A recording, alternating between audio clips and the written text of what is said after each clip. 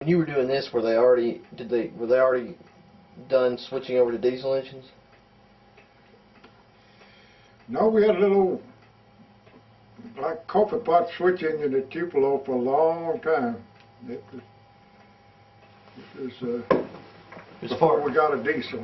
As far as hauling on the main line, though, they didn't use steam engines anymore.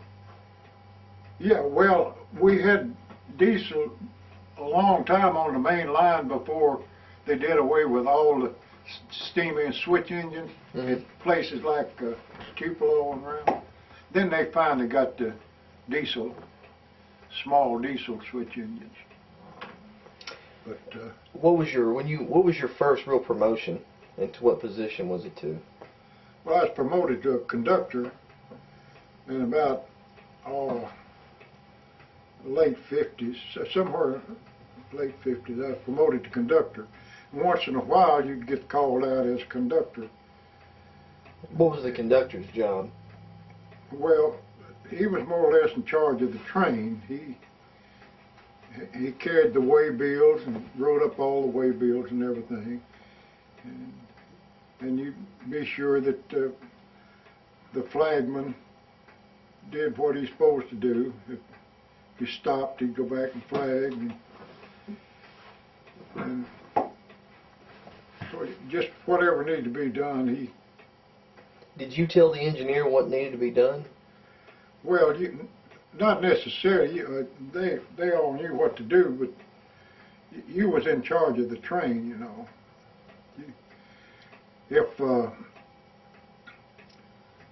In other words, if you had a train order that, like for instance, another train had to ride a track over you. You was running against him. It's number 28 waited Union City until 9:30, and then he waited Reeves until 9:45, and then he waited Kennan till 8:20. Well, you was running against those figures. Well, if the engineer thought he had time to go a little further, he was running wide open. He was trying to go as far as he could, and the engineer didn't think he had time. Well, he'd pull air on him, make him stop and head in. The conductor would? The conductor would, yeah, he would make a decision. And sometimes we'd fuss, you know, and say, well, engineer, I had time to make it. Why you want to pull air on me? I don't think you had time to make it. It was too close. And also, if I opened the angle cock on the rear end, let the air out, see the brakes had set, he couldn't move. Okay. I could stop him, walk to the head end, and say, hey, head in here. Now, when you would go on siding like that, before they got remote switches, would you have to stop before you got to the switch and run ahead and flip it? Yeah. I was the fastest brakeman on the railroad. I could on a steam engine, I'd walk down the side of the boiler. Had a little walkway on there where they worked on it. I'd walk way down, drop down on the cow catcher, and then they'd get out slow enough for me to hit the ground running, and I'd run and open the switch, keep them from stopping, because when it stops, sometimes it's hard to get the train started again. Gotcha. If a steam engine, if the drivers wasn't set right, they'd have to back up and go forward and keep till they get her going. Okay. But yeah, I used to run. I never will forget Mr. Charlie Allen. He was a good engineer, and he called me Benny Boy. He said, "Benny Boy, get that switch for me now. Come on." And we headed in Casey, Kentucky. And we were going downhill. We met a train there, and going out to the north switch, the lock was froze, and I couldn't get it to open, and he couldn't stop, so he run through the switch. Well, when you run through the switch points with it lined, it would bend the rods that through the switch. And of course it'd leave the points, switch points open. You couldn't leave it like that. So I just highballed him to go ahead, and when the caboose come out, I hollered from stick air on him, stop him. So we kept equipment on the caboose, and we take a prise rod and prise the points together and then spike the switch down. And then the next open telegraph station we come to, we throw off a message, split the north switch at Casey, contact the section foreman to go fix it. Yeah, there was moisture in the lock and it froze and you couldn't turn the key in it. I couldn't. Okay. Huh. That happened a lot of times. You used to tell me when you would come through Jackson, your mother, your father would have a lunch bag waiting on you. You'd jump off the train. No, at Dyer. My dad was agent operator at Dyer. And I worked at local, ran from Union City to Humboldt, turn and go back to Union City.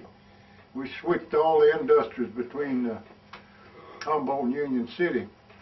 And Mother would bring me some fried pies, and she always did my laundry for me. I'd throw off I wore khakis all the time.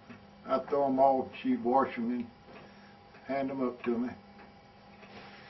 But most of the time we would stop there, and I'd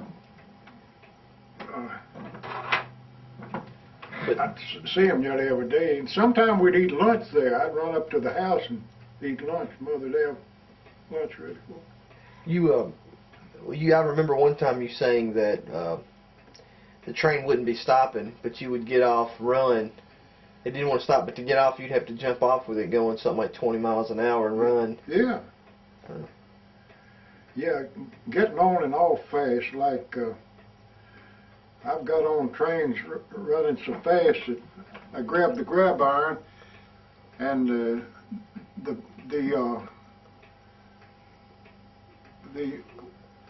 base where the wheels were, the underframe, you let your feet hit that underframe under there.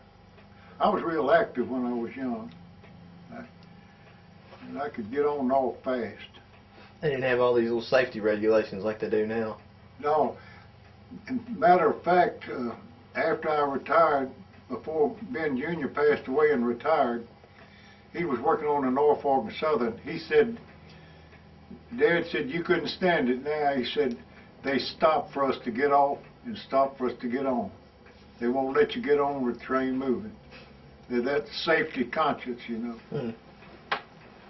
But we did things, when I started to work, is unbelievable, like pulling cars by. We had a pole as long as from here to you on the side of the engine, a great big pole, and they had an iron cap on each end of it.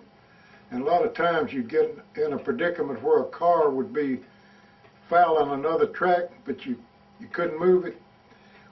They had a place on the front of all the engines and all the box cars where this pole would fit just right. You put it against the engine and hold it in the center and let the engine move up real slow till it hit the other car, and you'd pull it on by the switch points so you could then couple to it. Okay. And of course that's dangerous. They wouldn't think of doing anything like that now. And all of our engines had footboards on the front of them. And many a time an engine coming to me 10 to 12 miles an hour, I'd be standing on the rail in front of it, and I hit the footboard, just bounce up on it. Wow. They fire you now for things like that. In fact, they don't even have the footboards on the front of the engines like that.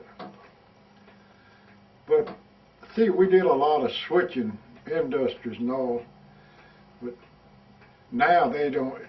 Just about all the railroads do now is haul dead freight, like automobiles and grain, lumber. Not much food stuff, if any, is shipped by rail anymore. It's all on trucks.